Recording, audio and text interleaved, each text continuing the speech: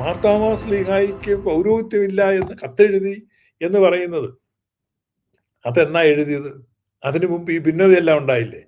അപ്പൊ എങ്ങനെ എരുതിയിൽ എണ്ണ ഒഴിക്കാൻ വേണ്ടി മാർത്തോമാ ശ്ലീഹായിക്ക് പൗരോഹിത്യമില്ല എന്ന് യാക്കൂ തൃതീയ പാവ എഴുതിയെങ്കിൽ അത് സുറിയാനി സഭയുടെ വിശ്വാസമാണ്. അതേപ്പറ്റി ഞാൻ കഴിഞ്ഞ വർഷം വളരെ വ്യക്തമായിട്ട് സംസാരിച്ചതാണ്. തിരുവെഴുത്തിന്റെ അടിസ്ഥാനത്തിലും സുറിയാനി സഭയുടെ ലിറ്റർജി അനുസരിച്ചും പൗരോഹിത്യമില്ല. ഇനി പൗരോഹിത്യം ഉണ്ടെന്നുണ്ടെങ്കിൽ നിങ്ങൾ സുറിയാനി സഭ വിട്ടു പോകൂ. അപ്പൊ പാത്രികീസ് ബാവ എഴുതിയത് ഈ സഭയുടെ വിശ്വാസം അനുസരിച്ച്, നമ്മുടെ പാരമ്പര്യം അനുസരിച്ചും നമ്മുടെ രേഖകൾ അനുസരിച്ചും അങ്ങനെ കാണുന്നില്ല. മാർത്തോമാ ശ്ലീഹയ്ക്ക് ഒരു സിംഹാസനം ഉണ്ടെന്നോ അവിടെ ഒരു പിന്തുടർച്ച ഉണ്ടെന്നോ ഞങ്ങൾ കാണുന്നില്ല. നിങ്ങൾക്ക് ഇതുവരെ ഇല്ലാത്തൊരു പിന്തുടർച്ച ഉണ്ടായെങ്കിൽ ഐ ഡോണ്ട് നോ. ഇതാണ് യാക്കൂ തൃതീയൻ കത്തെഴുതിയത്. നിങ്ങൾക്ക് ഉണ്ടെങ്കിൽ നിങ്ങൾ കാണിക്കൂ. ഞാൻ വിശ്വസിക്കുന്നില്ലെന്നാണ്. കാരണം എന്നെ സംബന്ധിച്ച് എന്റെ അന്വേഷണത്തിൽ ഞാൻ ഇതുവരെ കണ്ടുപിടിച്ചിട്ടില്ല. അതുകൊണ്ട് പരിശുദ്ധ സുറിയാനി സഭയ്ക്ക് ഒരു പിന്തുടർച്ചയുണ്ട്. ആ പിന്തുടർച്ച ഉള്ളിടത്ത് നിൽക്കണം. ഒന്നുകിൽ കത്തോലിക്ക സഭയിൽ നിൽക്കണം, അല്ലെങ്കിൽ പാത്രികീസ് ബാവയുടെ ചേർന്ന് നിൽക്കണം. എവിടെയെങ്കിലും ഒരു ശ്ലൈഹിക പിന്തുടർച്ച ഉള്ളവർക്ക് മാത്രം, അത് മാത്രമാണ് യഥാർത്ഥ ക്രിസ്തീയ സഭ എന്നാണ് ഞാൻ വിശ്വസിക്കുകയും ഞാൻ പ്രസംഗിക്കുകയും ഞാൻ പഠിപ്പിക്കുകയും ചെയ്യുന്നത്. അല്ലെങ്കിൽ എനിക്ക് പെന്തക്കോസ് നിന്നാൽ മതിയായിരുന്നു. അപ്പൊ എന്തുകൊണ്ട് പെന്തക്കോസ് വിടുന്നു, എന്തുകൊണ്ട് പെന്തക്കോസിൽ നിന്ന് മാറുവാൻ ആളുകളോട് പറയുന്നു എന്ന് ചോദിച്ചാൽ, അത് ഈ ശ്ലൈഹിക പിന്തുടർച്ചയുള്ള, കറയില്ലാത്ത പൗരോഹിത്യമുള്ള, കൃത്യമായ പിന്തുടർച്ചയും കൈവപ്പുമുള്ള സഭയിൽ നിൽക്കാൻ വേണ്ടിയാണ്. അല്ലാതെ കഞ്ഞിക്കുഴി കൊള്ള സംഘത്തിന്റെ കൂടെ നിൽക്കാനല്ല.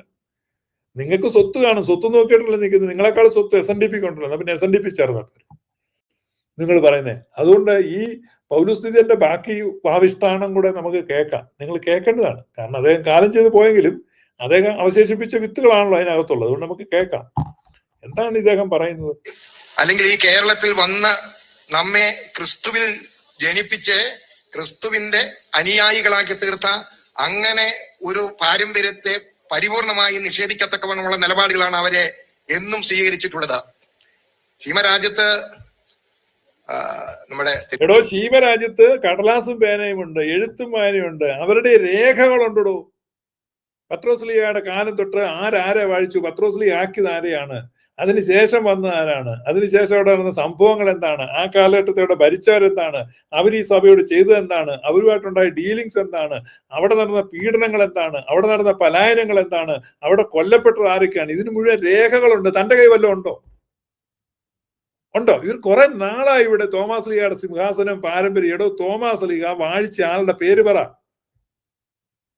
അതിനുശേഷം ഒരു 50 വർഷത്തിൽ ഒരാളുടെ വെച്ച് പേര് പറ. നിങ്ങൾ മുഴുവനൊന്നും പറയണ്ട. തോമാസ് ലീഗ വാഴിച്ച ആളുടെ പേര് പറ. 50 വർഷത്തിൽ ഒരാളുടെ പേര് പറഞ്ഞാൽ തന്നെ 20 പേര് മതി. ഒരു 20 പേരുടെ പേരങ്ങ് പറ. ചുമ്മാ ആളുകളെ വികാരപരമായിട്ടുള്ള, കാരണം ആ വികാരമൊന്നുമില്ല. തോമാസ് ലീഗ സുറിയാനി സഭയുടെ ഏറ്റവും പ്രിയപ്പെട്ട അപ്പോസ്തലനാണ്, ഭാരതത്തിന്റെ കാവൽ പിതാവാണ്. ഈ സ്ഥാനമൊക്കെ സുറിയാനി സഭ കൽപ്പിച്ചിരിക്കുന്നത്. അതിനപ്പുറത്ത് തോമാസ് ലീഗ ഇവിടെ കഞ്ഞിക്കുഴി സിംഹാസനം വെച്ചെന്നും അതൊക്കെ കിനാവ് കാണാവുന്നേ ഉള്ളൂ. അപ്പൊ അതൊക്കെ എന്ന് പറഞ്ഞാൽ നിങ്ങളെ പരിഹാസ്യരാക്കും. കാരണം വെള്ളരിക്കാ പട്ടണമാണോ ഇത്?